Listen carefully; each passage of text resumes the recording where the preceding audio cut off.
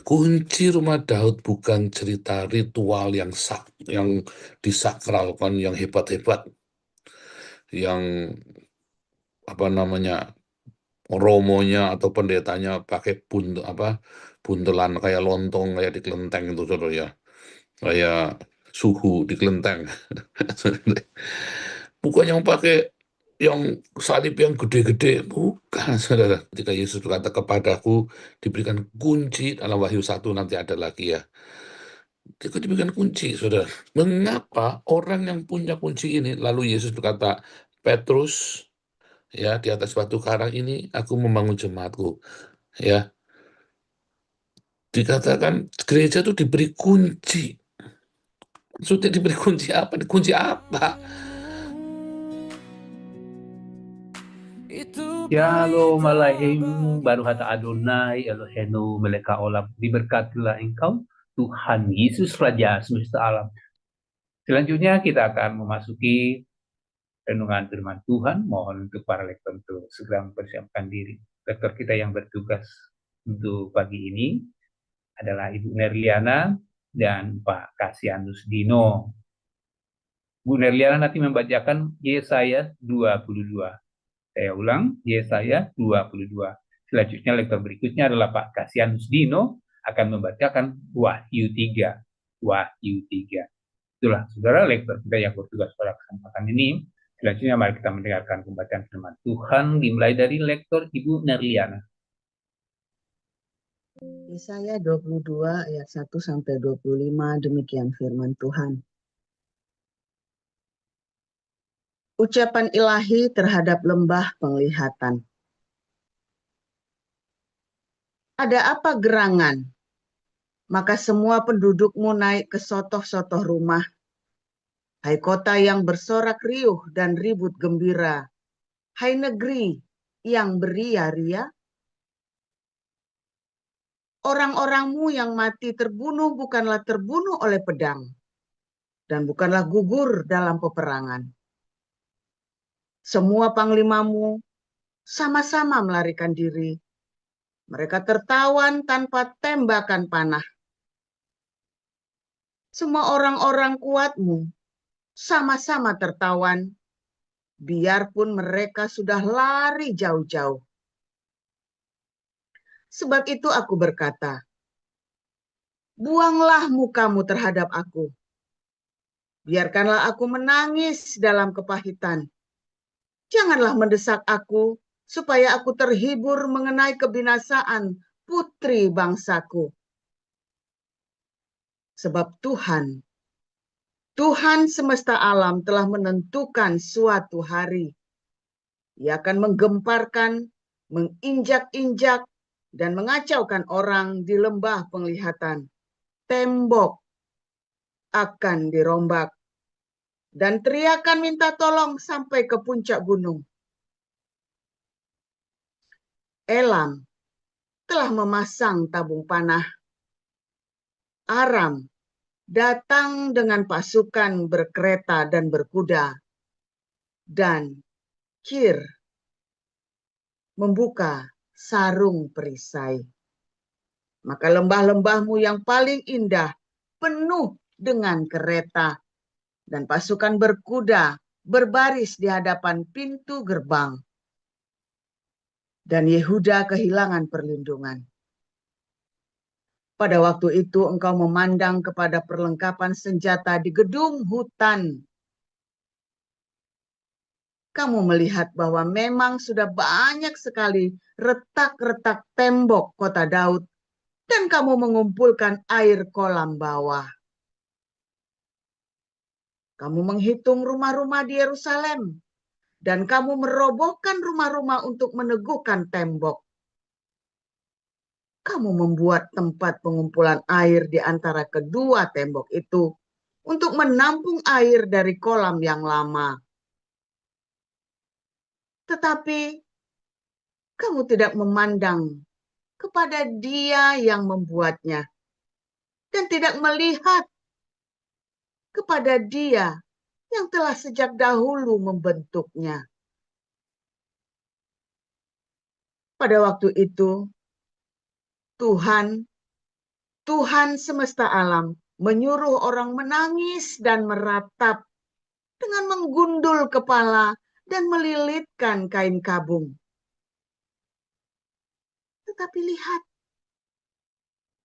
di tengah-tengah mereka ada kegirangan dan sukacita, membantai lembu dan menyembelih domba, makan daging dan minum anggur sambil berseru, "Marilah kita makan dan minum, sebab besok kita mati." Tetapi Tuhan semesta alam menyatakan diri dan berfirman kepadaku, "Sungguh, kesalahanmu ini tidak akan diampuni sampai kamu mati." Firman Tuhan semesta alam. Beginilah firman Tuhan semesta alam. Mari, pergilah kepada kepala istana ini, kepada Setna yang mengurus istana, dan katakan, "Ada apamu dan siapamu di sini? Maka engkau menggali kubur bagimu di sini, hai yang menggali kuburnya di tempat tinggi, yang memahat kediaman baginya di bukit batu. Sesungguhnya Tuhan akan melontarkan engkau jauh-jauh, hai orang. Ia akan memegang engkau dengan kuat-kuat dan menggulung engkau keras-keras menjadi suatu gulungan dan menggulingkan engkau seperti bola ke tanah yang luas. Disitulah engkau akan mati, dan disitulah akan tinggal kereta-kereta kemuliaanmu, hai engkau yang memalukan tuanmu."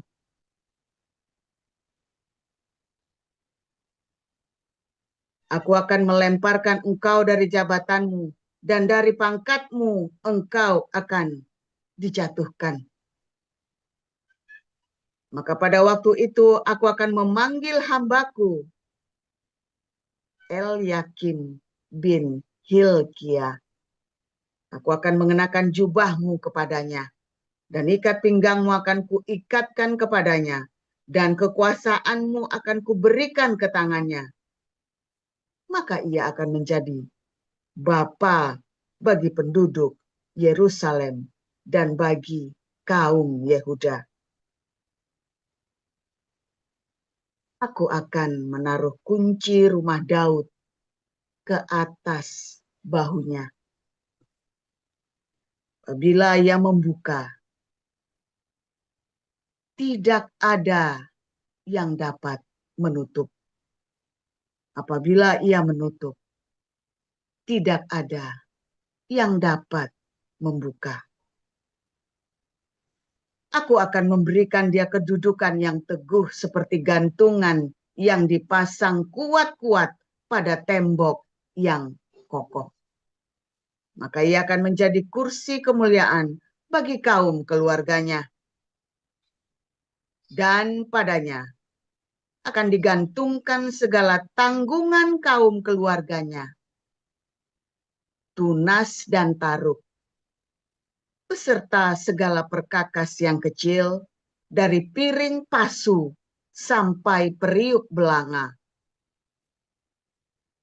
Maka pada waktu itu, demikianlah firman Tuhan semesta alam, gantungan yang dipasang kuat-kuat pada tempat yang kokoh itu tidak akan kuat lagi, sehingga patah dan jatuh, dan segala tanggungannya itu hancur,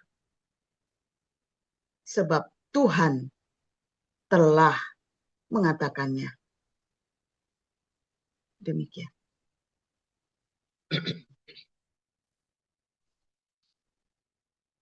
Dan tuliskanlah kepada malaikat jemaat di Sardis, inilah firman dia yang memiliki ketujuh roh Allah dan ketujuh bintang itu.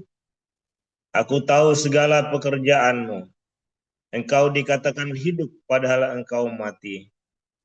Bangunlah dan kuatkanlah apa yang masih tinggal yang sudah hampir mati. Sebab tidak satu pun dari pekerjaanmu aku dapati sempurna di hadapan Allahku. Karena itu ingatlah bagaimana engkau telah menerima dan mendengarnya. Turutilah itu dan bertobatlah. Karena jikalau engkau tidak berjaga-jaga, aku akan datang seperti pencuri dan engkau tidak tahu pada waktu manakah aku tiba-tiba datang kepadamu. Tetapi di Sardis ada beberapa orang yang tidak mencemarkan pakaiannya.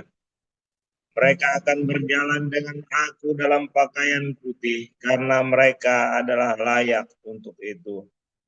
Barang siapa menang, ia akan dikenakan pakaian putih yang demikian.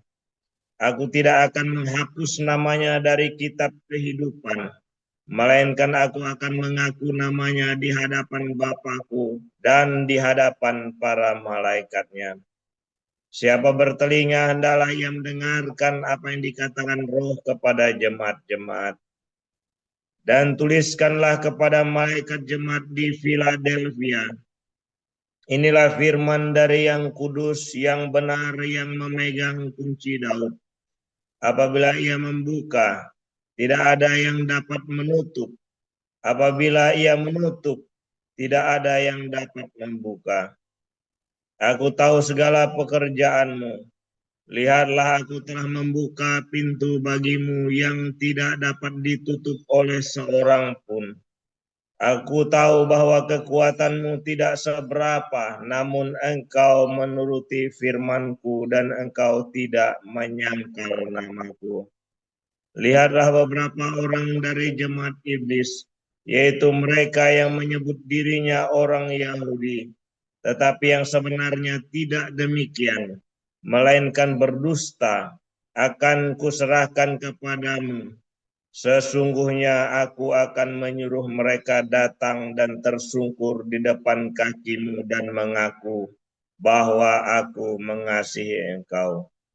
Karena engkau menuruti firmanku untuk tekun menantikan aku, maka aku pun akan melindungi engkau dari hari pencobaan yang akan datang atas seluruh dunia untuk mencobai mereka yang diam di bumi.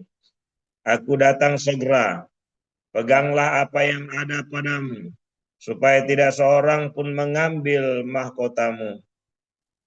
Barang siapa menang, ia akan kujadikan suku guru di dalam bait suci Allahku, dan ia tidak akan keluar lagi dari situ. Dan padanya akan kutuliskan nama Allahku, nama kota Allahku, yaitu Yerusalem baru, yang turun dari surga, dari Allahku, dan namaku yang baru. Siapa bertelinga, hendaklah yang dengarkan apa yang dikatakan Roh kepada jemaat-jemaat. Dan tuliskanlah kepada malaikat jemaat di Laodikia. Inilah firman dari Amin, saksi yang setia dan benar, permulaan dari ciptaan Allah. Aku tahu segala pekerjaanmu. Engkau tidak dingin dan tidak panas. Alangkah baiknya jika engkau dingin atau panas. Jadi karena engkau suam-suam kuku dan tidak dingin atau panas, aku akan memuntahkan engkau dari mulutku. Karena engkau berkata, aku kaya dan aku telah memperkayakan diriku dan aku tidak kekurangan apa-apa. Dan karena engkau tidak tahu bahwa engkau melarat dan malang, miskin, buta, dan telanjang, maka aku menasihatkan engkau supaya engkau membeli daripadaku emas yang telah dimurnikan dalam api, agar engkau menjadi kaya, dan juga pakaian putih, supaya engkau memakainya, agar jangan kelihatan ketelanjanganmu yang memalukan, dan lagi minyak untuk melumasi matamu, supaya engkau dapat melihat. Barang siapa kukasihi, ia kutegur dan kuhajar. Sebab itu relakanlah hatimu dan bertobatlah. Lihat, aku berdiri di muka pintu dan mengetok. Jikalau ada orang yang mendengar suaraku dan membukakan pintu, aku akan masuk mendapatkannya dan aku akan makan bersama-sama dengan dia dan ia bersama-sama dengan aku. Barang siapa menang, ia akan kududukkan bersama-sama dengan aku di atas tahtaku, sebagaimana aku pun telah menang dan duduk bersama-sama dengan Bapakku di atas tahtanya. Siapa bertelinga, hendaklah ia mendengarkan apa yang dikatakan Roh kepada jemaat-jemaat. Demikian pembacaan Alkitab.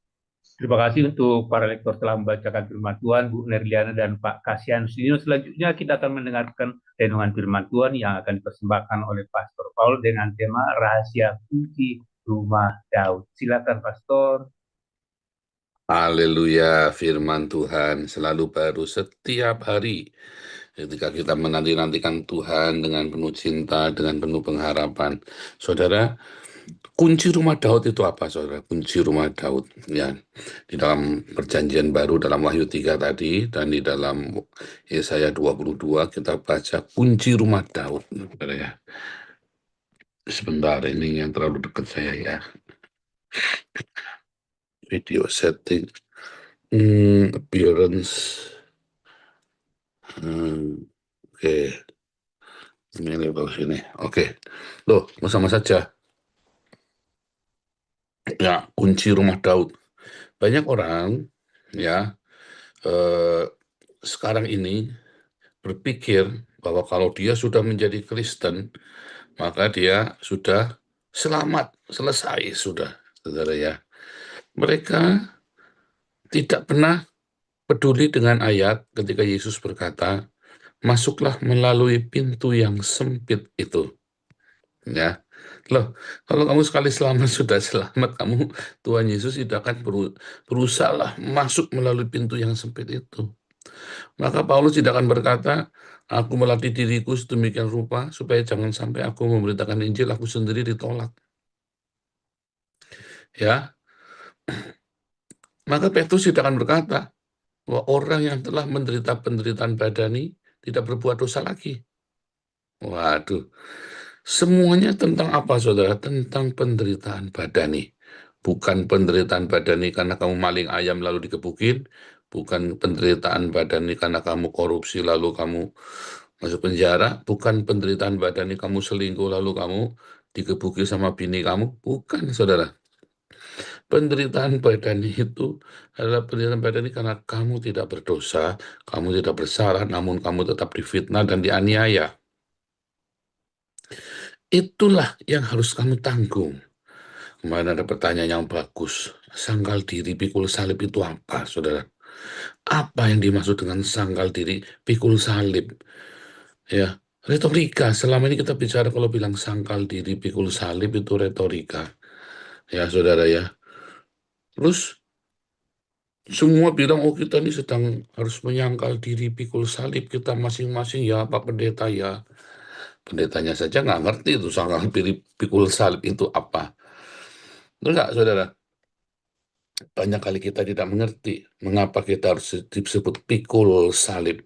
Salib adalah simbol dari penderitaan. Penderitaan yang bukan karena kesalahan kita. Penderitaan seperti penderitaan Yesus.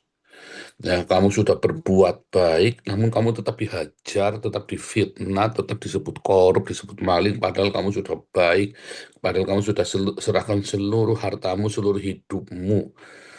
Ya, saudara, kamu masih dibilang kamu penjahat, kamu penipu, kamu maling. Oh, itu sudah bolak-balik kita ngalamin begitu ya. Kamu nulung, kamu dipentung. Waduh, sudah sering kita nulung dipentung. Dan itulah, kalau kamu reaksimu negatif, kalau kamu reaksi awas ya tak hajar, kamu tak lawan, kamu tak saya laporkan polisi atau saya gebuk atau saya, maka kamu tidak sedang memikul salibmu. Ya, ketika kamu membalas, maka kamu sedang tidak memikul salibmu. Ketika kamu mencelakakan orang yang berusaha mencelakakan kamu, maka kamu sedang tidak memikul salibmu. Dan hari ini itu dipertontonkan semua di media sosial. Kamu bisa melihat mana hamba-hamba Tuhan yang difitnah, dihajar diam saja, dan tetap konsisten dengan pelayanannya. Mana hamba-hamba Tuhan yang difitnah, bereaksi ya, dan sangat berlebihan, bahkan bertekad mencelakakan. Ya, saudara ya. Anda bisa melihat semua itu dengan jelas. Tetapi tetap saja bandel. Karena kalau Anda lihat di zaman Yesus, orang-orang tetap lebih suka sama orang yang main kekerasan. Ya, saudara ya. Kalau orang yang lemah lembut, udahlah ampuni saja. Sudahlah kita berikan. Maka orang-orang ini nggak sabar, nggak mau. Orang lebih suka ikut sama orang-orang yang kaya, yang punya kuasa. Kenapa? Karena dia sendiri ingin kaya. Dia sendiri ingin meneladani kekayaan itu. Dia sendiri ingin kecipratan. Dia sendiri ingin ikut terkenal. Orang lebih suka ikut dengan orang-orang terkenal. Orang lebih suka ikut dengan orang-orang yang memiliki pengaruh. Ya, baik itu pengaruh sebagai influencer maupun sebagai politik maupun dalam uang. Kenapa? Karena dia ingin ikut nebeng. Ya, padahal kamu sedang dimanipulasinya sama dia. Tapi itu yang terjadi. Kamu lihat politikus-politikus yang kurang ajar itu, saudara ya. Kamu terpesona, ya kan? Kamu bisa ikut-ikutan ngefans membabi buta, dan siapapun yang menghina Jokowi, wah, kamu libas habis-habisan. Dulu saya pertama kali yang mengkritik Jokowi habis-habisan di YouTube. Loh, saya bilang Jokowi itu sudden death buat Indonesia. Sebelum Indonesia mengalami decline habis-habisan. Tapi periode yang kedua saya bilang Jokowi ini setan. Saya kasih gambar meme, wah saya dicaci maki sama yang orang-orang pro Jokowi. Dan terjadi kan? Apa yang saya ngomong itu terjadi semua. Sekarang kalian semua marah dengan Jokowi. Masih ada yang membabi buta membela Jokowi ya. Padahal, loh, karena orang memang suka begitu, saudara. Ketika ada orang ya yang kaya raya, pendeta kaya raya, kamu suka, saudara.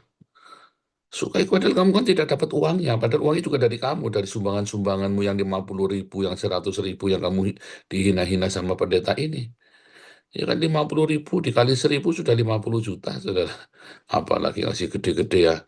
Dan dia telan semuanya sendiri, dia makan sendiri semuanya. Dan kamu suka dengan orang-orang seperti itu, manusiawi sekali. Ikuti koinonia tadi malam ya. Tapi untuk orang-orang yang mencurahkan hidupnya seluruhnya kepada Tuhan, orang tidak suka, saudara. Kenapa? Kamu ngelihat aja, aduh, ikut susah hatimu.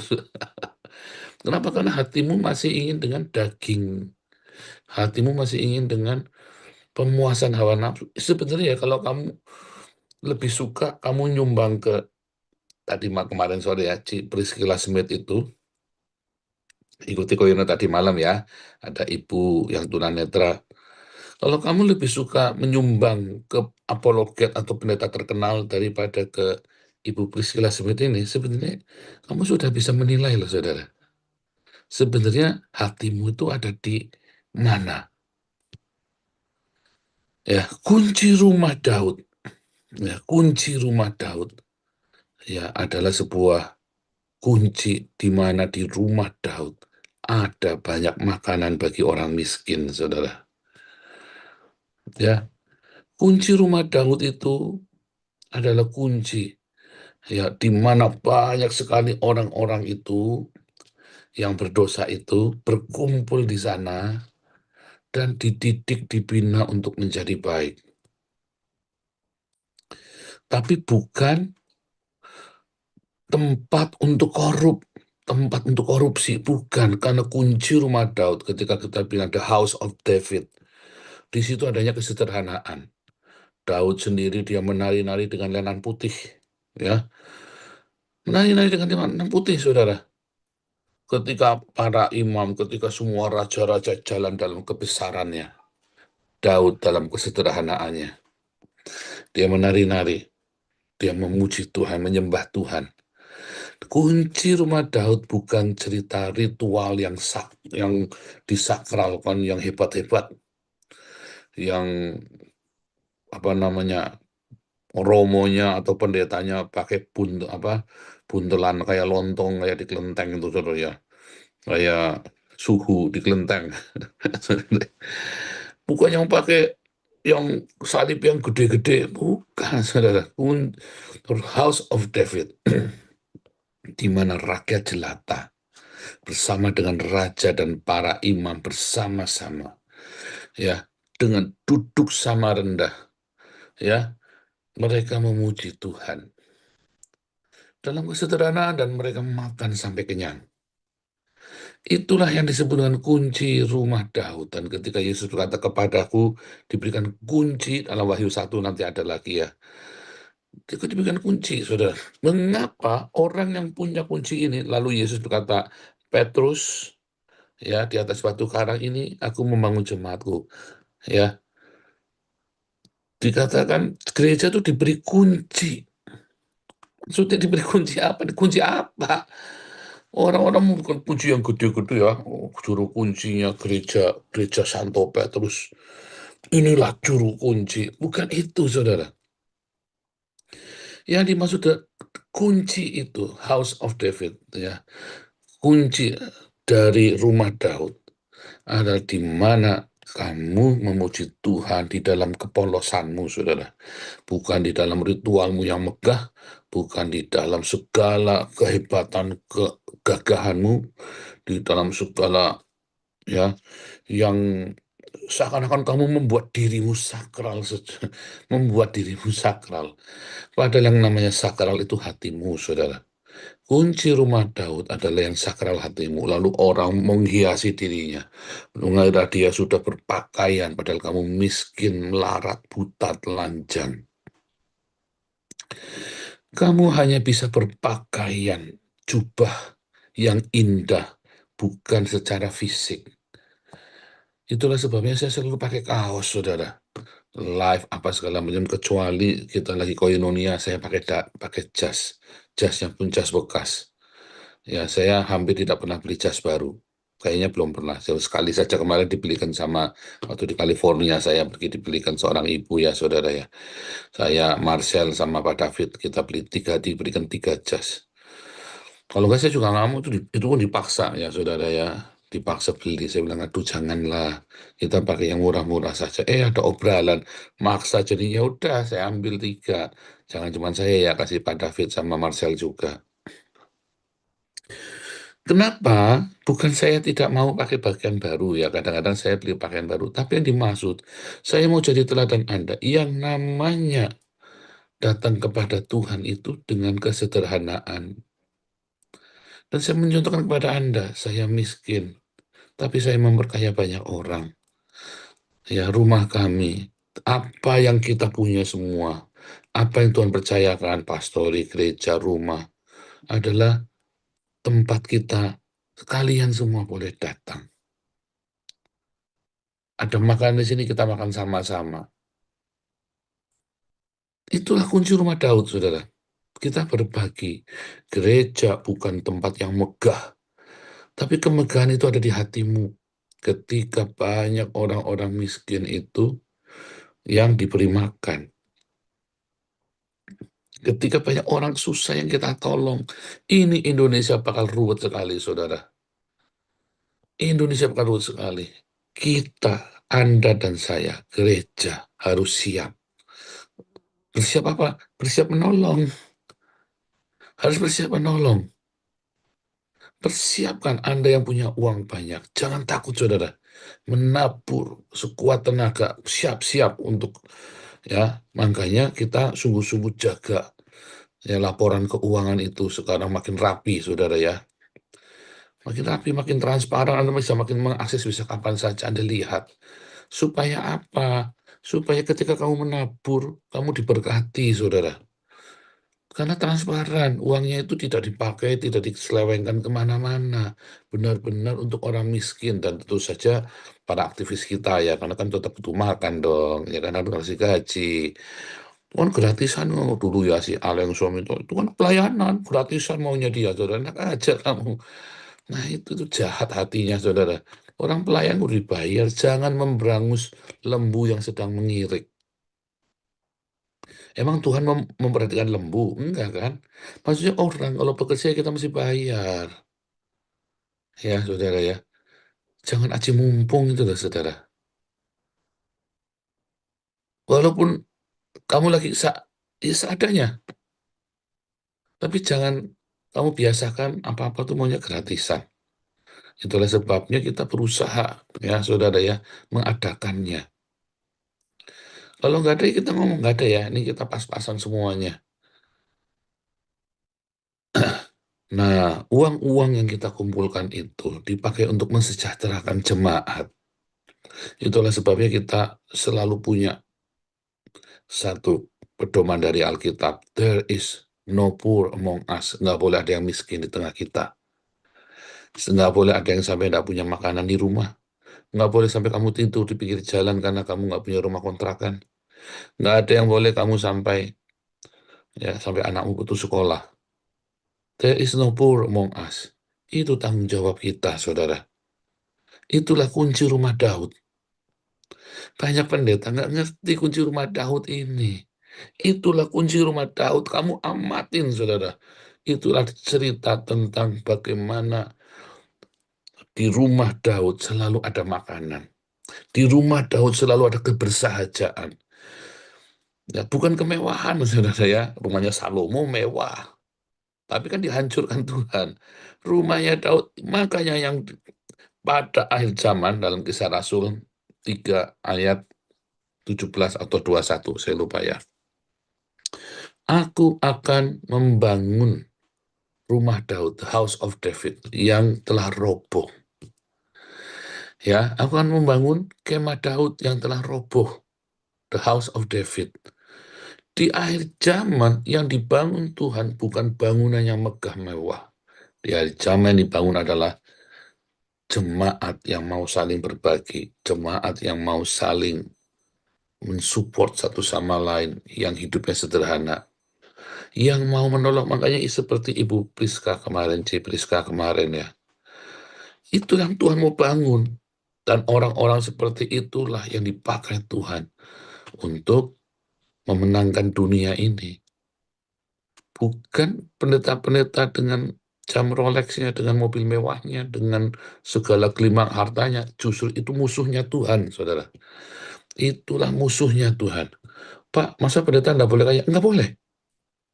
Pendeta tidak boleh kaya. Yang boleh kaya adalah gereja. Ya, pendeta nggak boleh kaya. Kan, kata Tuhan, di mana hartamu, di situ hatimu. Kalau pendetamu kaya, salah nih. Nggak ada Alkitab disebutkan pendeta kaya, saudara. Ada Imam Eli kaya, ya, matinya lehernya putus, saudara. Coba belajar. Ditulis dengan jelas kata Rasul Paulus, aku miskin, namun memperkaya banyak orang. Seharusnya itu. Sofa di rumah saya bekas. Perabotan di rumah saya bekas. Kita bikin semua. Tapi kami memperkaya banyak orang. Bukan dengan kemewahan kami, tapi dalam kebersajaan. Kalau gitu nggak ada yang mau jadi pendeta. Nah, itulah dia, saudara.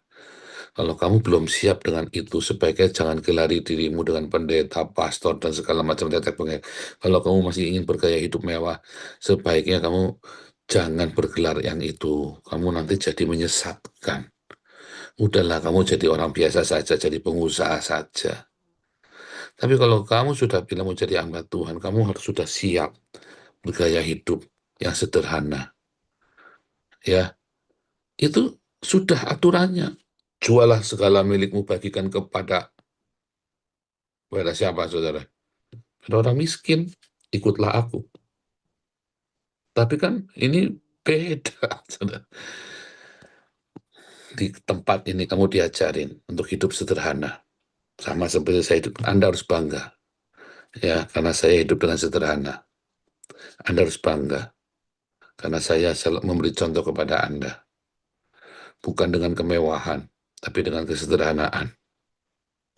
Ya, bukan dengan perhiasan yang luar biasa, tapi di dalam segala keterbatasan, dan kita bisa menggerakkan komunitas yang besar ini, yang ada di seluruh dunia. Ya, haleluya. Terus melekat erat sama Tuhan. Ya, lihat ini jet coaster jet coasternya, halilintarnya sudah sedang meliuk-liuk, saudara, udah mengerikan sekali. Pegang erat-erat tangan Tuhan Yesus dan tetap tinggal dalam perhimpunan, tetaplah menabur. Sebentar lagi ya saudara ya, kita akan terjun bebas Indonesia. Tapi kalau kita tetap bersama-sama, kamu jangan takut. Boleh ada konflik yang hebat, yang dahsyat, tapi kamu akan dilindungi. Tuhan Yesus memberkati. Mari kita mendengarkan pembacaan Risai. Shema Israel, Adonai Eloheinu, Adonai Echad. Dengarlah hai orang Israel, Tuhan itu Allah kita, Tuhan itu Esa. Bi'ahabta ya Adonai Eloheika, Bechol lehavka, Ubechol nafsika, Ubechol meodeka. Kasihlah Tuhan Allahmu dengan segenap hatimu, dan dengan segenap jiwamu, dan dengan segenap kekuatanmu. Bi'ahabta lireaka kamoka. Kasihilah sesamamu, manusia seperti dirimu sendiri. Saudara, mari kita terima berkat Tuhan Yesus melalui hambanya Pastor Paul. Silakan Pastor. Kita terima berkat Tuhan Yesus. Ya, barika Adonai, Marika, Tuhan Yesus memberkati engkau dan memelihara engkau. Ya Adonai, benoleka wihunika, Tuhan Yesus menyinari engkau dengan wajahnya dan memberi engkau kasih karunia-Nya. Isya Adonai, benoleka mereka shalom, Tuhan Yesus menghadapkan wajahnya padamu dan memberi engkau damai sejahtera-Nya. Di dalam nama Tuhan Yesus, Jehovah Sefaot, malaikat Tuhan berkemah di sekelilingmu, memerangi semua musuh-musuhmu, melindungimu dari panas terik matahari dan dinginnya malam di padang gurun, menuntunmu sampai tanah perjanjian yang Tuhan berikan bagimu. Jehovah Shalom, Tuhan Yesus berikan damai sejahtera yang melampaui segala akal dalam hidupmu. Haleluya, amin.